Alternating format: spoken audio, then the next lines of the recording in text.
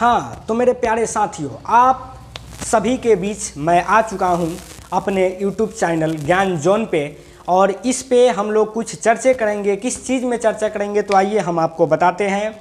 एक YouTube channel है जिसका नाम है ज्ञान जोन, उस पे free of cost 9th class का बैच स्टार्ट हो चुका है, जिसमें आज हम लोग का 9th क्लास का बैच का फर्स्ट डे है।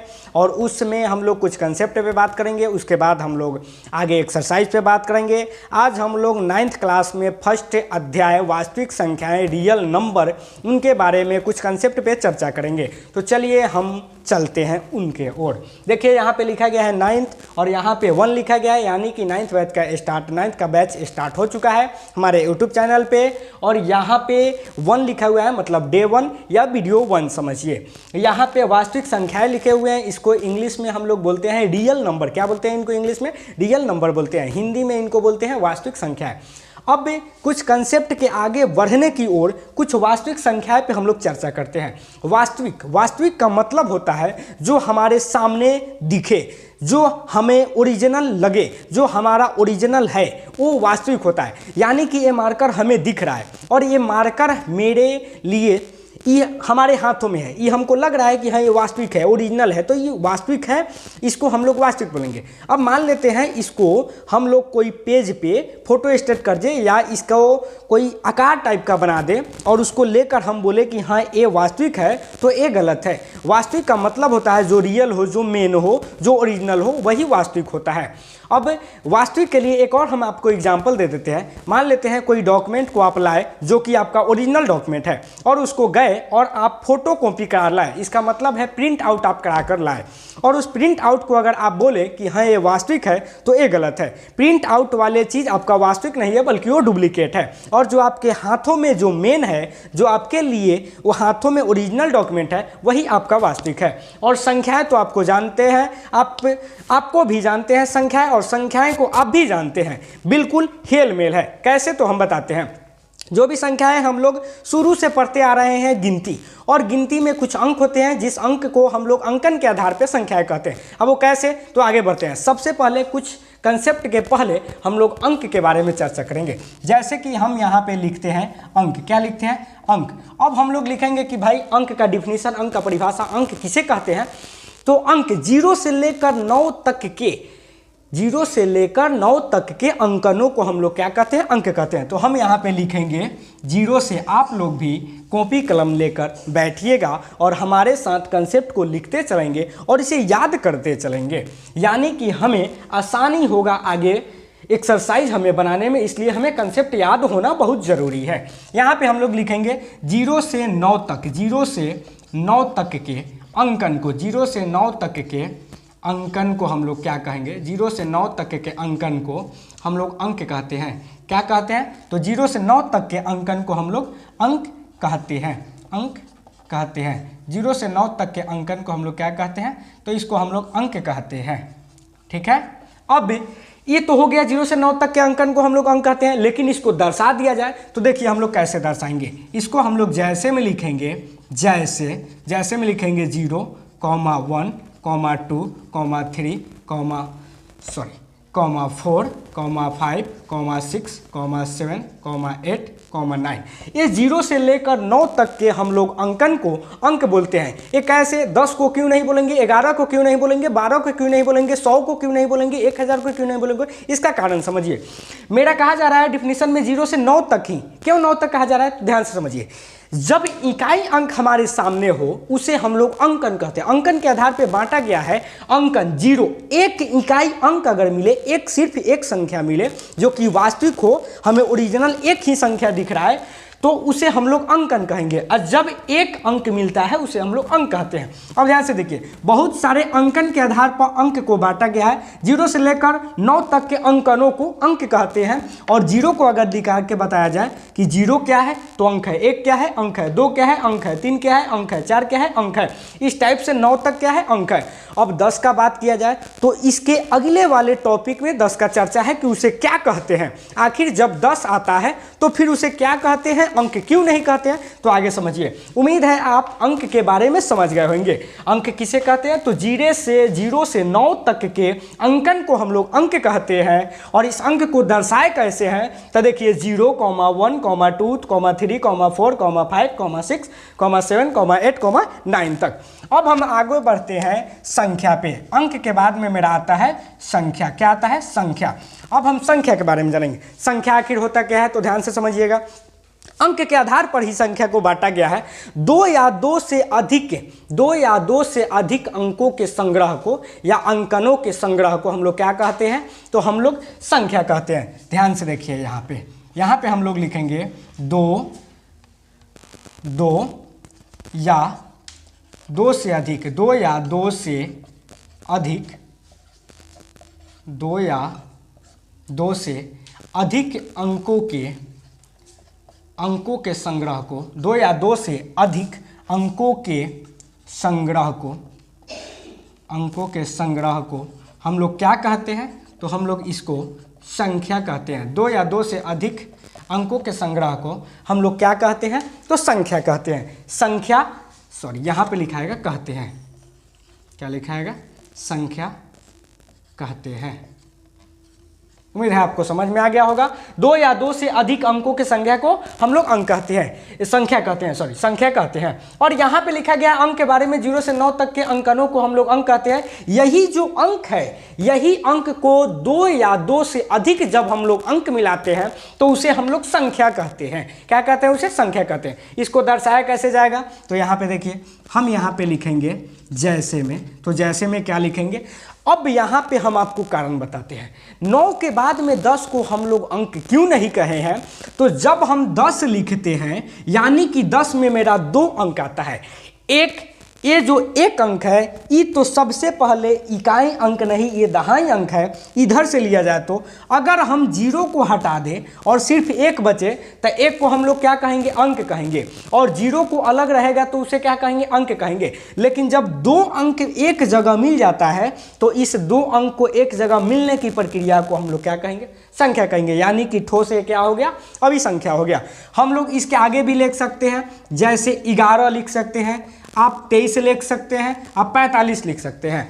तो यहाँ पर तो 2 वाले बात प्रूफ हो गया कि 2 या 2 से अधिक अंकों के संख्या को हम लोग क्या कहते हैं, संख्या कहते हैं।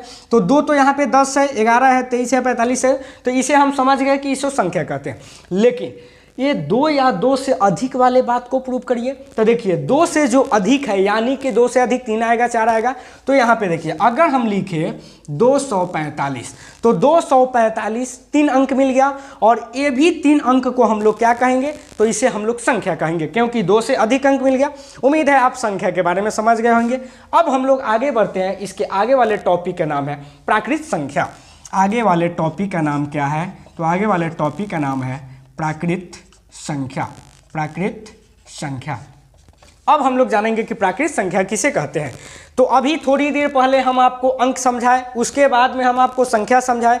और अंक और संख्या, अंक में हमने देखा इकाई अंक और संख्या में हमने देखा डबल अंक, 2 या 2 से अधिक अंक। तो हम आपसे एक सवाल पूछना चाहते हैं कि बताइए 0 से 9 तक एक लंबी कतारें है, एक कतार है, एक लाइनिंग कतार है। और 9 के बाद में 10 आया, हमने 11 लिखा, तो 11 के बाद में 12 आया होगा, 13 आया होगा, 14 आया होगा, यानी कि 23 से पहले 22 आया होगा। और 45 से पहले 44 आया होगा। और 245 से पहले 244 आया होगा। यानी कि पूरे तरीका से हम समझे तो ये एक गिनती की लाइन है, गिनती की कतारें है। और इस गिनती की कतारें को हम लोग क्या कहते हैं, एक गिनती कहते हैं। क्या कहते हैं, गिनती कहते हैं। और हम लोग इसका डिफिनीशन आसानी से बना सकते हैं। इसको हम लोग कह सकते हैं कि गिनती के संख्या को क्या कहते हैं, तो प्राकृत संख्या कहते हैं। हम यहाँ पे लिखेंगे गिनती के संख्या को क्या कहते हैं, तो गिनती के लिखेंगे, गिनती के संख्या को, गिनती के संख्या को प्राकृत, गिनती के संख्या को प्राकृत संख्या कहते हैं। गिनती की संख्या को प्राकृत संख्या कहते हैं। और हम लोग इसे कैपिटल N से सूचित करते हैं। तो हम लोग इधर एरो लेकर लिखेंगे इसको, इसे कैपिटल N द्वारा सूचित करते हैं। कैपिटल एन द्वारा सूचित, कैपिटल एन द्वारा सूचित करते हैं। और इसका डिफिनीशन तो हम लोगों ने लिख दिया, इसका परिभाषा हम लोगों ने लिख दिया कि गिनती के संख्या को हम लोग प्राकृत संख्या कहते हैं, इसे n से सूचित करते हैं या n द्वारा सूचित करते हैं।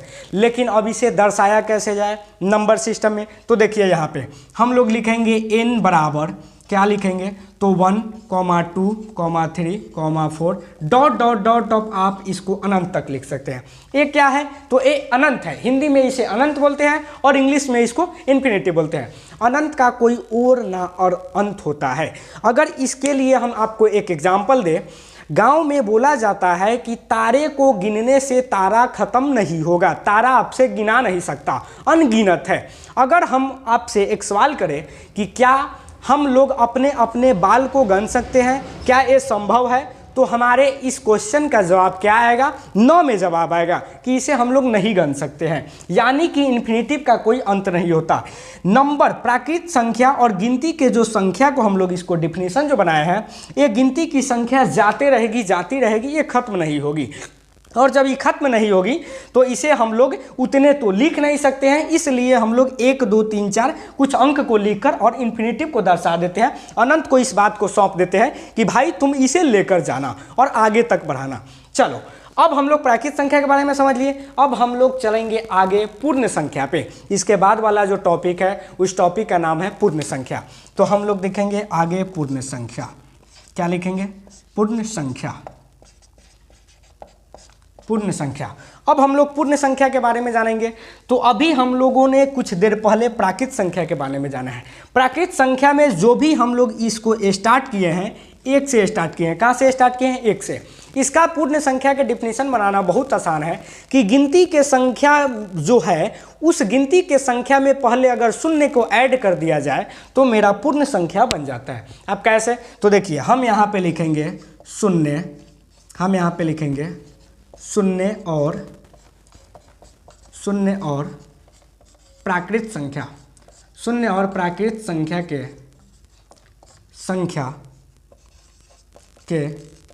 सम्मिलित संग्रह को,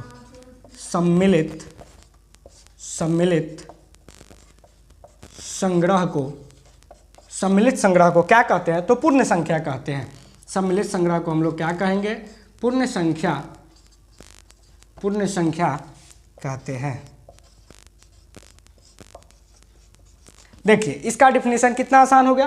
पूर्ण संख्या के बारे में जानने के लिए हम लोगों ने लिखा शून्य और प्राकृत संख्या के सम्मिलित संग्रह को पूर्ण संख्या कहते हैं। यानी कि जो प्राकृत संख्या है उसमें अगर हम लोग उससे पहले 0 ऐड कर दे, इसका मतलब है वो पूर्ण संख्या में कन्वर्ट हो जाएगा, उसमें बदल जाएंगे। अब इसको हम लोग कैसे दर्शाएंगे इसके तरह, तो पहले लिखेंगे इसमें, इसे W से सूचित करते हैं, इसे W से सूचित करते हैं। इसे किससे सूचित करते हैं, तो इसे हम लोग W से सूचित करते हैं। और यहाँ पे इसको दर्शाने के लिए हम लोग लिखेंगे जैसे में हम लोग दर्शा दें, तो W बराबर हम लोग लिखेंगे 0, 1, 2, 3, 4, 5 डैश डैश हम लोग इन्फिनिटिव को सौंप देंगे। किसको सौंप देंगे, इन्फिनिटिव को। क्यों सौंप दिए, तो गिनती के संख्या में गिनती को तो पूरा लिख नहीं सकते क्योंकि गिनती तो अनंत होता है, तो हम लोगों ने कुछ अंक को लिखकर और इन्फिनिटिव को दर्शा दिया, उनको दे दिया, उनको सौंप दिया। यहाँ पे पूर्ण संख्या के लिए शून्य हम लोगों ने ऐड किया और शून्य ऐड करने की वजह से हम लोग का किस में कन्वर्ट हो गया, पूर्ण संख्या में कन्वर्ट होगा। और पूर्ण संख्या को हम लोग इसे W से सूचित करते हैं और W से सूचित करने के अलावा इसे हम लोग जो दर्शाए हैं W बराबर शून्य से दर्शाए हैं, क्योंकि हम लोग को परिभाषा में शून्य दिया गया है। शून्य और प्राकृत संख्या, इसलिए हम लोग शून्य दर्शा दिए और प्राकृत संख्या 1 से स्टार्ट होता है, तो 1, 2, 3, 4 कुछ अंक लिख दिए और हम लोग इन्फिनिटिव को दर्शा दिए। आज के इतना ही वीडियो में हम लोग 4 ही कंसेप्ट को समझे हैं। आज के फर्स्ट वीडियो जो था इसमें हम लोग 4 कंसेप्ट को समझ चुके हैं। अगली जो वीडियो आएगी उसमें कुछ और कंसेप्ट आएगी, उसके बाद हम लोग एक्सरसाइज करेंगे। एक्सरसाइज में जो भी चीज़ें हैं सबको बनाएंगे, एक एक क्वेश्चन को हम लोग देखेंगे। उम्मीद है इस कंसेप्ट को आप लिखे होइएगा, याद कीजिएगा, आपको याद हो जाएगा। ये कोई बड़ी चीज़ें नहीं है। तो आज का डे 1 था हमारे YouTube चैनल ज्ञानी की ज्ञान जोन पे, और इस पे हर दिन इसी टाइप का वीडियो मिलेगा, आपको कंसेप्ट मिलेगा मैथ के 9th क्लास का पूरे डिटेल में, पूरे तरीके से आपको तोड़ तोड़ कर समझा कर सारे चीज़ एक एक करके अवेलेबल करके हम लोग देंगे आपको। और यहाँ पे कोई आपको प्रॉब्लम नहीं होगा। अगर आपको डाउट हो तो आप कमेंट सेक्शन में एक कमेंट कर सकते हैं कि हमको यहाँ पे समझ नहीं आया, तो अगली बार वीडियो में हम आपको इस डाउट को क्लियर कर देंगे। आज डे 1 होने के कारण, सही सुविधाएं नहीं होने के कारण हम इस पे थोड़ा से मार्केट मोटा उग रहा है, थोड़ा सा आप लोग प्रयास करेंगे इसको सही करने का।